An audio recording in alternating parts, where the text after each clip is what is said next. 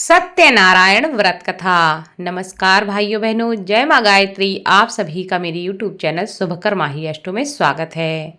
आज पूर्णमासी के दिन सुनेंगे भगवान सत्यनारायण की व्रत कथा। पूर्णिमा का विशेष महत्व शास्त्रों में बताया गया है। माना जाता है कि इस दिन भगवान विष्णु का पूजन अर्चन करना विशेष फलदायी होता है। जो भी मनुष्य भगवान विष्णु की कृपा प्राप्त करना चाहते हैं उनको पूर्णमासी के दिन भगवान विष्णु की इस कथा का स्मरण करना चाहिए और उनका पूजन करना चाहिए। सत्यनारायण की कथा सुनने से भगवान की हमेशा कृपा बनी रहती है। जीवन के संकट, कलेश, दरिद्रता जैसी समस्याएं दूर हो जाती हैं। माना जाता है कि जो भी मनुष्य श्रद्धा भाव से इस कथा का स्मरण करता है और दूसरों को इस कथा को सुनाता है तो ऐसा करने से भगवान लक्ष्मी नारायण की कृपा सदैव उस घर में बनी रहती है। माना जाता है कि जो भी मनुष्य श्रद्धा भाव से इस कथा को सुनता है उस घर में लक्ष्मी का निवास होता है, क्योंकि जिस घर में भगवान नारायण का स्मरण होता है उस घर में माता लक्ष्मी सदा ही निवास करती हैं, क्योंकि माता लक्ष्मी नारायण की अर्धांगिनी है। और जिस घर में उनके पति का लोग स्मरण करते हैं उस घर में उनकी पत्नी सदा निवास करती हैं। इसलिए भगवान लक्ष्मी नारायण की कृपा प्राप्ति के लिए, जीवन की मनोकामनाएं पूर्ति के लिए इस कथा को अवश्य सुनना चाहिए और आपके जो अपने हैं उन्हें भी सुनाना चाहिए। आप सभी से अनुरोध है, अगर आप मेरे चैनल पर पहली बार आए हैं तो प्लीज़ हमारे चैनल को सब्सक्राइब, वीडियो को लाइक और वीडियो को ज़्यादा से ज़्यादा शेयर अवश्य करें, ताकि आपके साथ साथ आपके अपने भी भगवान सत्यनारायण की इस व्रत कथा को सुनकर लाभ ले सकें। नैमिषारण्य तीर्थ में सौनकादि 88,000 ऋषियों ने श्री सूत जी से पूछा कि हे प्रभु, इस कलयुग में वेद विद्या रहित मनुष्यों को प्रभु भक्ति किस प्रकार प्राप्त हो सकती है तथा उनका उद्धार कैसे होगा। हे मुनि श्रेष्ठ, कोई ऐसा तप, ऐसा कोई व्रत बताइए जिससे थोड़े समय में ही पुण्य प्राप्त हो सके और मनोवांछित फल की प्राप्ति हो सके। इस प्रकार की कथा सुनने की हमारी इच्छा है। सर्वशास्त्रों के ज्ञाता सूत जी कहते हैं कि हे वैष्णवों, आप सभी ने प्राणियों के हित की बात पूछी है, इसलिए मैं एक ऐसे श्रेष्ठ व्रत को आप लोगों को बताऊंगा जिसे नारद जी ने लक्ष्मी नारायण जी से पूछा था और लक्ष्मीपति ने मुनि श्रेष्ठ नारद जी से कहा था कि आप सब इसे ध्यान से सुनिए। एक समय की बात है, योगी राज नारद जी दूसरे के हित की इच्छा के लिए अनेकों लोकों में घूमते हुए मृत्यु लोक में आ पहुँचे। यहाँ उन्होंने अनेक योनियों में जन्मे प्रायः सभी मनुष्यों को अपने अपने कर्मों द्वारा अनेकों दुखों से पीड़ित देखा। उनका दुख देख नारद जी सोचने लगे कि कैसा यत्न किया जाए जिसके करने से निश्चित रूप से मानव के दुखों का अंत हो जाए। इसी विचार पर मनन करते हुए वह विष्णु लोक पहुँचे। वहाँ वह देवों के ईश भगवान नारायण की स्तुति करने लगे, जिनके हाथों में शंख, चक्र, गदा और पद्म थे, गले में वरमाला पहने हुए थे। स्तुति करते हुए नारद जी कहते हैं कि हे भगवान, आप अत्यंत शक्ति से संपन्न हैं, मन तथा वाणी भी आपको नहीं पा सकती। आपका यदि मध्य तथा अंत नहीं है, निर्गुण स्वरूप सृष्टि के कारण भक्तों के दुख को दूर करने वाले आपको मेरा नमस्कार है। नारद जी की स्तुति सुनकर भगवान विष्णु कहते हैं कि हे मुनि श्रेष्ठ, आपके मन में क्या बात है, आप किस काम के लिए यहाँ आए हैं उसे निसंकोच कहो। इस पर नारद जी कहते हैं कि मृत्यु लोक में अनेक योनियों में जन्मे मनुष्य अपने कर्मों के द्वारा अनेक दुखों को भोग रहे हैं और दुखी रह रहे हैं। हे प्रभु, आप मुझ पर दया रखते हैं तो कृपया करके बताइए कि वो मनुष्य थोड़े प्रयास से ही अपने दुखों से कैसे छुटकारा प्राप्त कर सकते हैं। भगवान श्री नारायण कहते हैं कि मनुष्य की भलाई के लिए तुमने बहुत अच्छी बात पूछी है, जिसके करने से मनुष्य मोह से छूट जाता है। वह बात मैं तुमसे कहता हूँ, सो उसे ध्यानपूर्वक सुनो। स्वर्ग लोक व मृत्यु लोक दोनों में एक दुर्लभ उत्तम व्रत है जो पुण्य देने वाला है। आज प्रेमवश होकर मैं तुम्हें उसके बारे में बताता हूँ। भगवान सत्यनारायण कहते हैं कि सत्यनारायण भगवान का यह व्रत है। अच्छी तरह विधान पूर्वक करके मनुष्य तुरंत ही यहाँ सुख भोग कर मरने के बाद मोक्ष को प्राप्त करता है। भगवान श्री हरि के वचन सुनकर नारद जी कहते हैं कि उस व्रत का फल क्या है, उसका विधान क्या है, यह व्रत किसने किया था और इस व्रत को किस दिन करना चाहिए, सविस्तार करके आप कृपया करके मुझे बताएं। भगवान नारद की बात सुनकर भगवान नारायण कहते हैं कि दुख व शोक को दूर करने वाला यह व्रत सभी स्थानों पर विजय दिलाने वाला है। मानव को भक्ति व श्रद्धा के साथ शाम को श्री सत्यनारायण की पूजा धर्मपरायण होकर ब्राह्मणों व बंधुओं के साथ करनी चाहिए। भक्ति भाव से ही नैवेद्य, केले का फल, घी, दूध और गेहूं का आटा सवाया लें। गेहूं के स्थान पर साठी का आटा, शक्कर तथा गुड़ लेकर वह सभी भक्षण योग्य पदार्थों को मिलाकर भगवान को भोग लगाएं। ब्राह्मणों सहित बंधु बांधवों को भी भोजन कराएं। उसके बाद स्वयं भोजन करें। भजन कीर्तन के साथ भगवान की भक्ति में लीन हो जाएं। इस तरह से सत्यनारायण भगवान का यह व्रत करने पर मनुष्य की सारी मनोकामनाएं निश्चित रूप से पूरी होती हैं। इसी कलिकाल अर्थात कलयुग में मृत्यु लोक में मोक्ष का यही सबसे सरल और उत्तम उपाय बताया गया है। इति श्री सत्यनारायण व्रत कथा प्रथम अध्याय संपूर्णम। दूसरे अध्याय में सूत जी कहते हैं कि हे ऋषियों, जिसने पहले समय में इस व्रत को किया था उसका इतिहास मैं तुमसे कहता हूँ, सो उसे तुम ध्यान से सुनो। सुंदर काशीपुरी नगरी में एक अत्यंत निर्धन ब्राह्मण रहता था। भूख प्यास से परेशान वह धरती पर घूमता रहता था।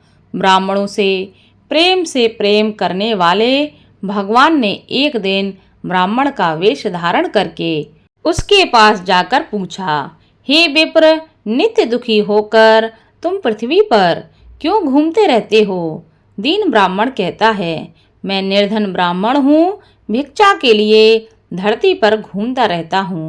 हे भगवान, यदि आप इसका कोई उपाय जानते हो तो कृपया करके मुझे बताइए। वृद्ध ब्राह्मण कहता है कि सत्यनारायण भगवान मनोवांछित फल देने वाले हैं, इसलिए तुम उनका पूजन करो। ऐसा करने से मनुष्य के सभी दुख दूर हो जाते हैं और मनुष्य को दुखों से मुक्ति मिलती है। वृद्ध ब्राह्मण बनकर आए सत्यनारायण भगवान उस निर्धन ब्राह्मण को व्रत का सारा विधान बताकर अंतर ध्यान हो जाते हैं। ब्राह्मण मन ही मन सोचने लगा कि जिस व्रत को वृद्ध ब्राह्मण करने को कह गया है, मैं उसे जरूर करूँगा। यह निश्चय करने के बाद उसे रात में नींद नहीं आई। वह सवेरे उठकर सत्यनारायण भगवान के व्रत का निश्चय करके भिक्षा के लिए चल दिया। उस दिन निर्धन ब्राह्मण को भिक्षा में बहुत सारा धन मिला, जिससे उसने बंधु बांधवों के साथ मिलकर भगवान श्री सत्यनारायण का व्रत संपन्न किया।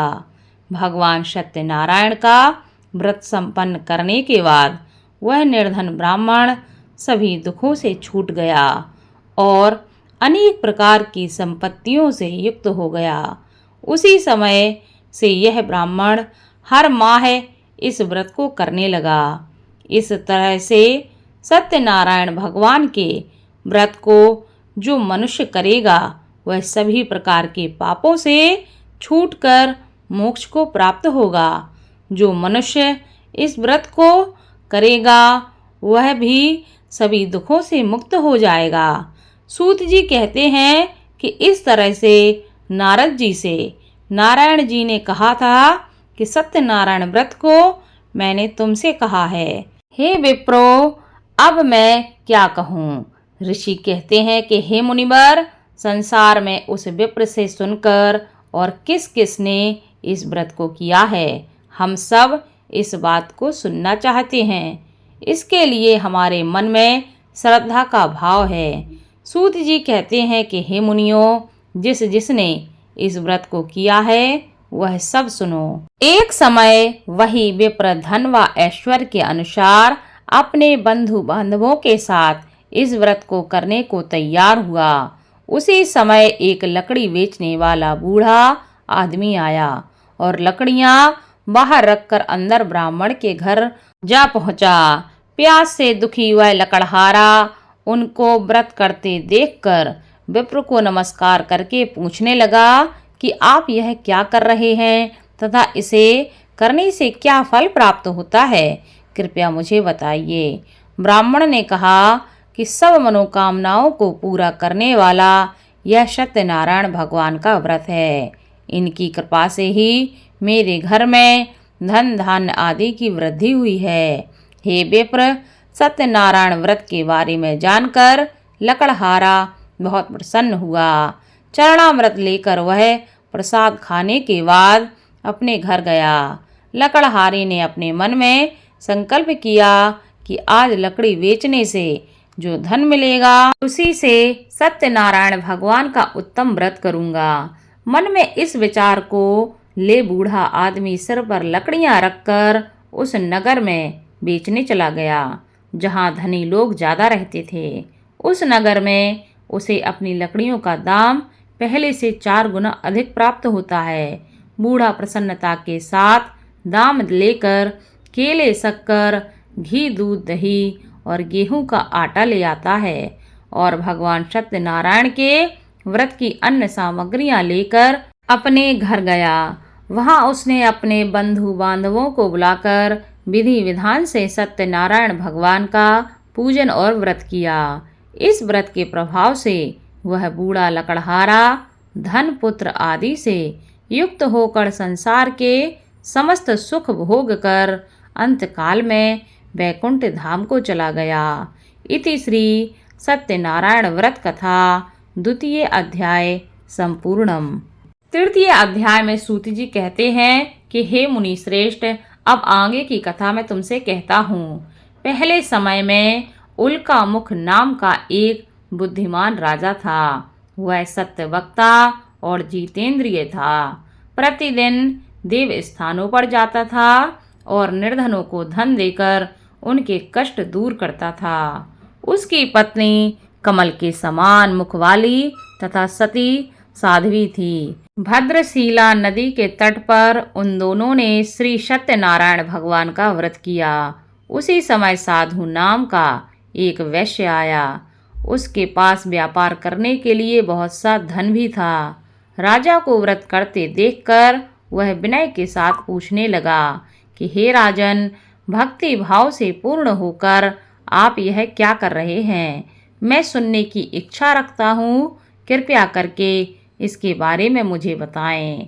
राजा कहता है कि हे साधु, अपने बंधु बांधवों के साथ पुत्रादि की प्राप्ति के लिए एक महाशक्तिमान श्री सत्यनारायण भगवान का व्रत व पूजन कर रहा हूँ। राजा के वचन सुनकर साधु आदर से कहता है कि हे राजन, मुझे इस व्रत का सारा विधान बताइए। आपके कथनानुसार मैं भी इस व्रत को करूँगा। मेरी भी संतान नहीं है और इस व्रत को करने से निश्चित रूप से मुझे भी संतान की प्राप्ति होगी। राजा से व्रत का सारा विधान सुनकर व्यापार से निर्वृत्त हो वह अपने घर जा पहुंचा। साधु वैश्य ने अपनी पत्नी को संतान देने वाले इस व्रत का वर्णन कह सुनाया और कहा कि जब मेरी संतान होगी तब मैं इस व्रत को करूँगा। साधु ने इस तरह के वचन अपनी पत्नी लीलावती से कहे। एक दिन लीलावती पति के साथ आनंदित हो सांसारिक धर्म में प्रवृत्त होकर सत्यनारायण भगवान की कृपा से गर्भवती हो गई। 10वें महीने में उसके गर्भ से एक सुंदर कन्या का जन्म हुआ। दिनों दिन वह ऐसे बढ़ने लगी जैसे कि शुक्ल पक्ष का चंद्रमा बढ़ता है। माता पिता ने अपनी कन्या का नाम कलावती रखा। एक दिन लीलावती ने मीठे शब्दों में अपने पति को याद दिलाया कि आपने सत्यनारायण भगवान के जिस व्रत को करने का संकल्प लिया था उसे करने का समय आ गया है। आप इस व्रत को करिए।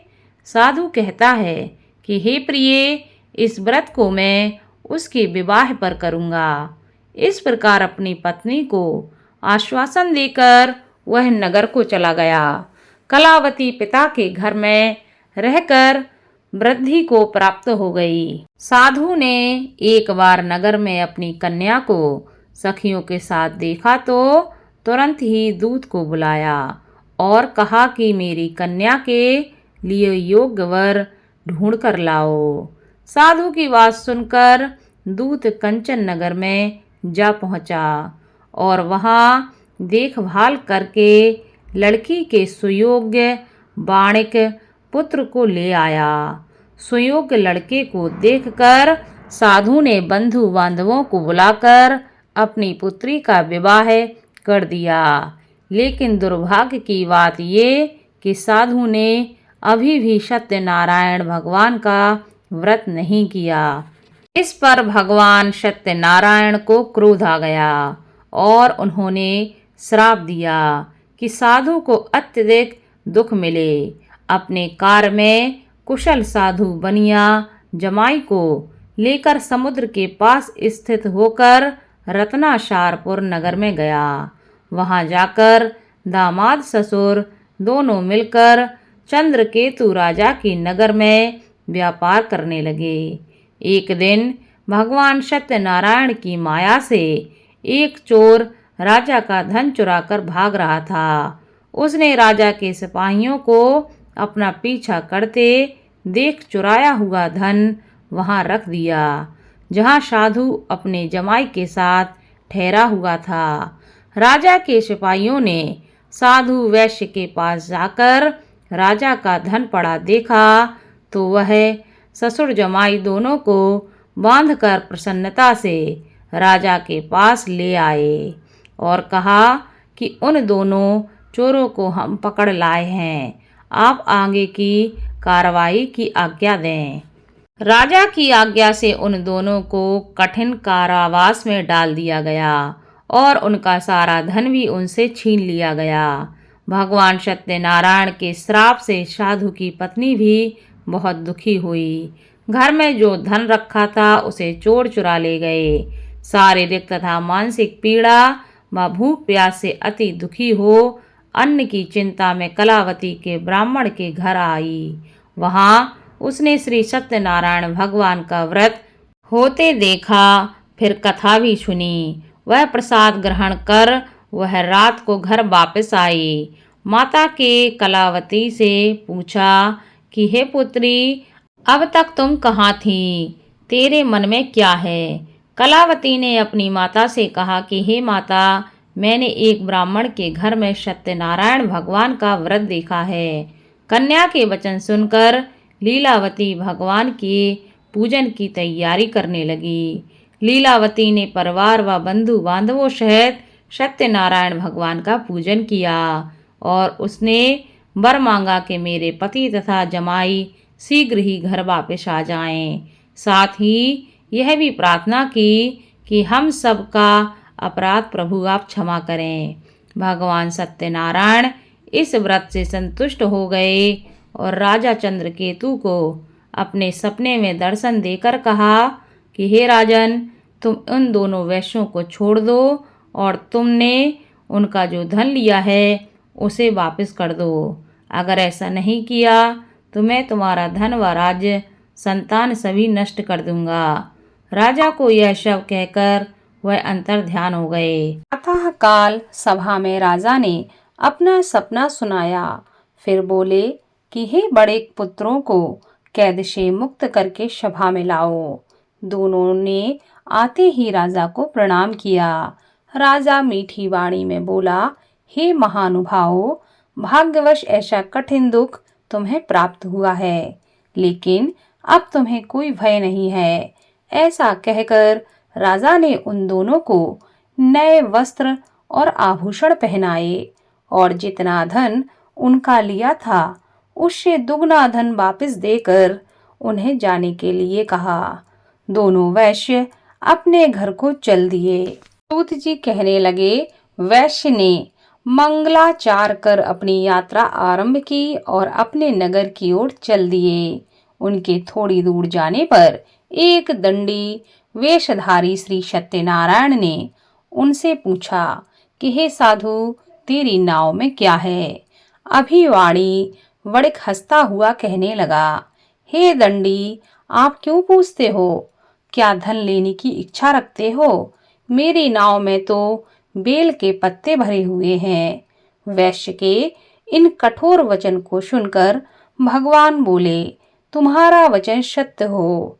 दंडी ऐसे वचन कहकर वहां से दूर चले गए। कुछ दूर जाकर समुद्र के किनारे बैठ गए।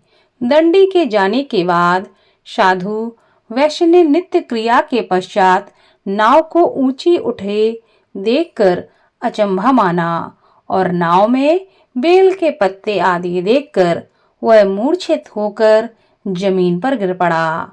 मूर्छा खुलने पर वह अत्यंत शोक में डूब गया। तब उसका दामाद कहने लगा कि आप शोक न मनाएं, यह सब दंडी का श्राप है, इसलिए हमें उनकी शरण में जाना चाहिए, तभी हमारी मनोकामना पूरी होगी।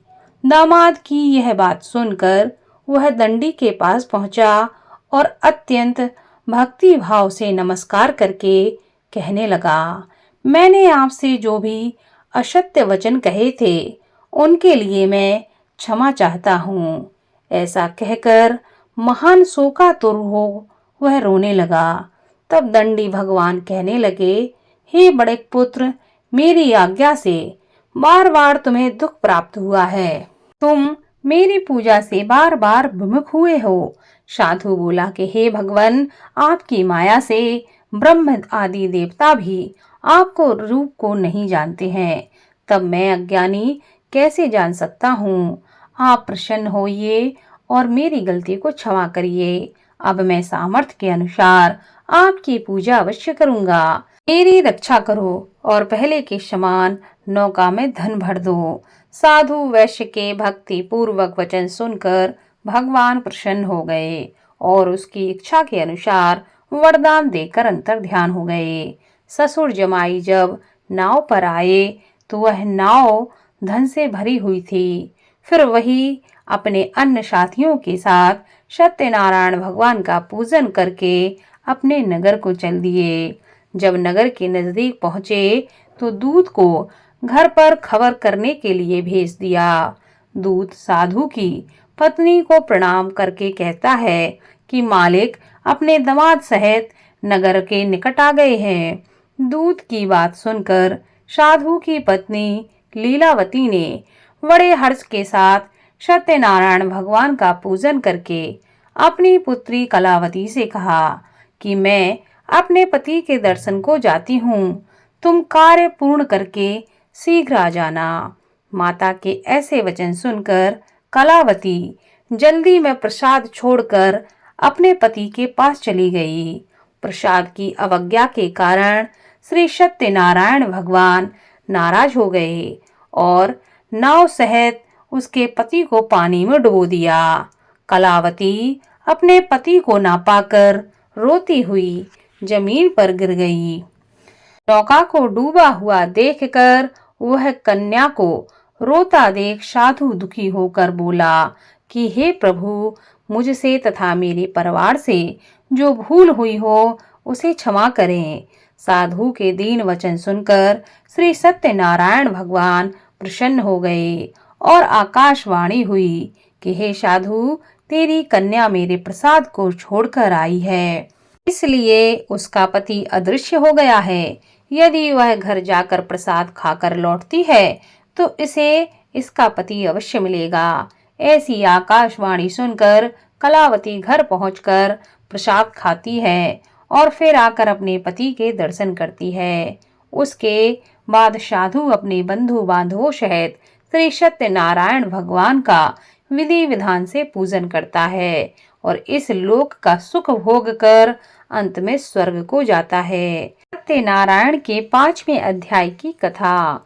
श्री सूत जी कहने लगे कि हे ऋषियों, मैं और एक कथा और सुनाता हूँ, उसे भी ध्यान पूर्वक सुनो।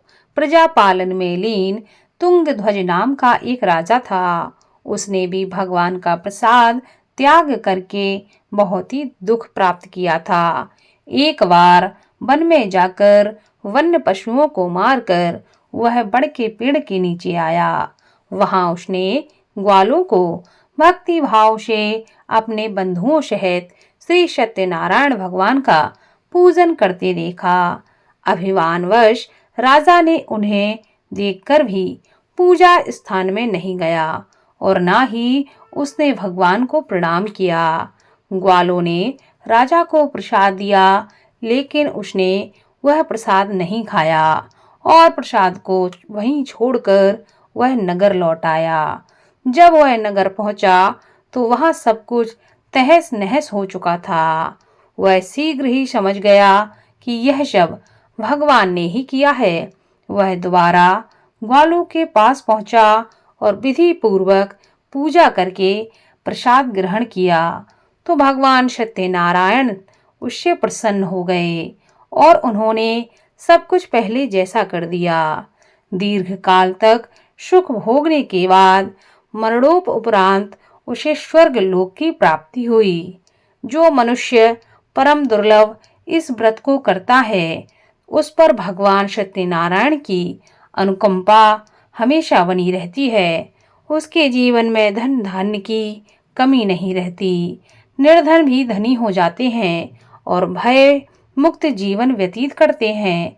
संतानहीन को संतान का सुख मिलता है और सभी मनोरथ पूर्ण होते हैं।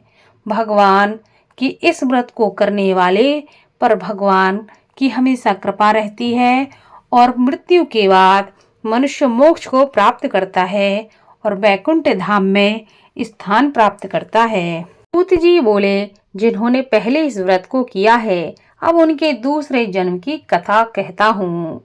वृद्ध सतानंद ब्राह्मण ने सुदामा का जन्म लेकर मोक्ष की प्राप्ति की। लकड़हारी ने अगले जन्म में निषाद राज बनकर मोक्ष प्राप्त किया। उल्कामुख नाम का राजा दशरथ होकर वैकुंठ को गए। साधु नाम के वैश्य ने मोर ध्वज बनकर अपने पुत्र को आरे से चीरकर मोक्ष प्राप्त किया। महाराज तुंगध्वज ने स्वयंभू होकर भगवान में भक्ति युक्त हो कर्म कर मोक्ष प्राप्त किया। बोलो भगवान सत्यनारायण की जय। इसी के साथ सत्यनारायण कथा संपूर्ण होती है। इस कथा को सुनने वाले सभी लोग इस सत्यनारायण कथा को ज़्यादा से ज़्यादा शेयर करें, ताकि आपके साथ साथ आपके अपने भी इस कथा को सुनकर लाभ प्राप्त कर सके और भगवान सत्यनारायण की कृपा आपके साथ आपके घर परिवार पर हमेशा बनी रहे।